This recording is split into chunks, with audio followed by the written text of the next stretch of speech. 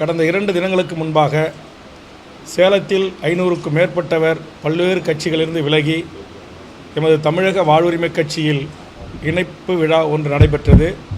அந்த இணைப்பு விழாவில் சுமார் 1.25 மணி நேரம் நான் பேசினேன். அந்த பேச்சில் தமிழ்நாட்டினுடைய பல்வேறு விடயங்களை குறித்து நான் பேசினேன். அது எல்லாம் பேசுபொருளாக மாறாமல் ஒரு உண்மைக்கு மாறான செய்தியை திரித்து வெளியிட்டு கொண்டிருக்கிறார்கள். அதாவது நடிகர் திரு விஜய் அவர்கள் கட்சி தொடங்கிய போது ஒரு தமிழனாக அந்த கட்சியை வரவேற்றுவன் நான். அதே நேரத்தில் அவர் ஒரு 10 ஆண்டு காலம் இந்த மண்ணுக்கும் மக்களுக்கும் தமிழ்நாட்டில் போராடுகின்ற ஜனநாயக சக்திகளோடு, போராளி இயக்கங்களோடு, அமைப்புகளோடு சேர்ந்து மக்களின் வாழ்வுரிமை பிரச்சனைகளுக்கு வீதிக்கு வந்து போராட வேண்டும், அதற்கு என்னுடைய முழு ஆதரவு உண்டு என்று தெரிவித்தவன். அதே திரு ரஜினிகாந்த் அவர்கள் அரசியலுக்கு வருகிறேன் என்று அறிவித்த போது அவரை மிக கடுமையாக நான் எதிர்த்தவன். பல்வேறு விடயங்களிலே அவருக்கு மிக கடுமையான விமர்சனங்களை முன்வைத்தவன். ஆனால் அதுபோன்ற எந்த ஒரு விமர்சனத்தையும் நான் திரு நடிகர் விஜய்க்கு வைக்கவில்லை. காரணம், அவர் ஒரு தமிழர், வரட்டும், மக்களுக்கு அரசியல் செய்யட்டும். ஆனால் எடுத்த உடனே நான் சட்டமன்றத்துக்கு தான் செல்வேன் என்கிற அந்த அறிவிப்பில் எனக்கு உடன்பாடு இல்லை. உள்ளூராட்சி தேர்தல்களில் நிற்கட்டும், நகரசபை தேர்தல்களில் நிற்கட்டும், சட்டமன்ற நாடாளுமன்ற தேர்தல்களை சந்திக்கட்டும், ஒரு 10 ஆண்டு காலம் இந்த மண்ணுக்கும் மக்களுக்கும் போராடட்டும். அதற்கு பிறகு வெகு மக்களிடத்திலே சென்று எனக்கு வாக்களியுங்கள் என்று கேளுங்கள். திரைத்துறையில் நடித்து முடித்துவிட்டு ஒரு கிட்டத்தட்ட ஒரு 30-35 ஆண்டு காலம் திரைத்துறையில் நடித்து தன் இளமை காலம் முழுவதும் பொருளீட்டி சம்பாதித்துவிட்டு தற்போது அரசியலுக்கு வருகிறீர்கள், வரவேற்கிறோம். ஆனால் வந்த உடனே நேராக நாங்கள் செயின் சார்ஜ் கோட்டைக்கு தான் போவோம்னு சொல்கிறீங்களே, உள்ளூராட்சி, நகராட்சி, மாநகராட்சி பதவிகளுக்கு போக மாட்டிங்களா என்கிற அரசியல் ரீதியான விமர்சனங்களை நான் முன்வைத்திருக்கிறேன்.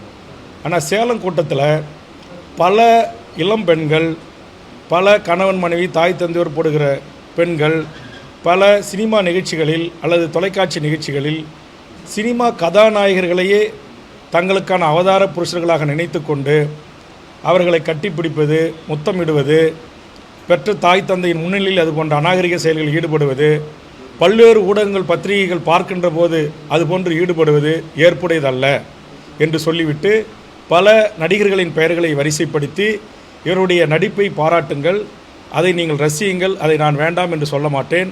ஆனால் பெற்றோர்களாகிய நீங்கள் இதுபோன்று நீங்கள் பெற்று வளர்த்து ஆளாக்கிய குழந்தை செல்வங்களை, பெண்களை, குறிப்பாக பெண்களை நீங்கள் இதுபோன்ற அரிதாரம் பூசிய சினிமாக்காரர்களிடம் நீங்கள் அதிக அட்வான்டேஜ் எடுத்துக்கொள்வதற்கு அனுமதிக்கக்கூடாது. இது தமிழுடைய பண்பாடு அல்ல, நாகரிகம் அல்ல.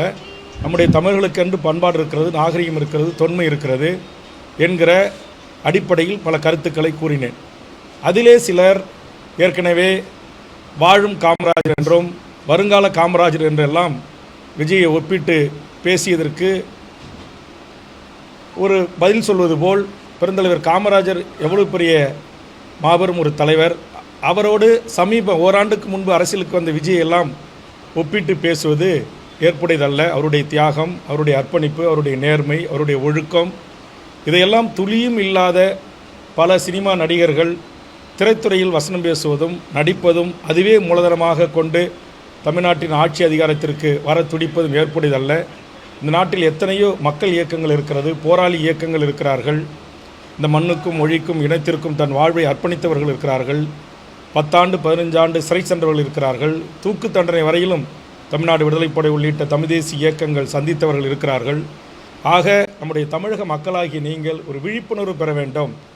இந்தியாவில் பிரிதொரு எந்த மாநிலத்திலும் இல்லாத ஒரு மோகம், சினிமா மோகம் உங்களை ஆட்படுத்துகிறது. ஆதலால் என் தமிழ் சமூகம் விழிப்புணர்வு பெற்ற ஒரு சமூகமாக நீங்கள் இருக்க வேண்டும்.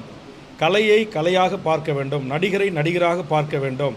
அவருடைய சிறந்த படங்களை பாராட்டுங்கள், ஊக்குவியுங்கள். அதை தவிர்த்துவிட்டு பாலபிஷேகம் செய்வது, இன்றைக்கி எத்தனையோ மருத்துவமனைகளில் 1 லிட்டர் பால் இல்லாமல் குழந்தைகள் அவஸ்தைப்படுறாங்க.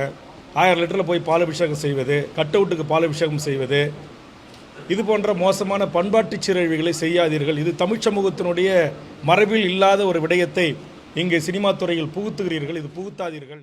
பிளே ஸ்டோர் மற்றும் ஆப் ஸ்டோரில் இருந்து பாலிமர் செயலியை QR கோடு மூலம் பதிவிறக்கம் செய்யுங்கள். செய்திகளை உடனுக்குடன் பெறுங்கள்.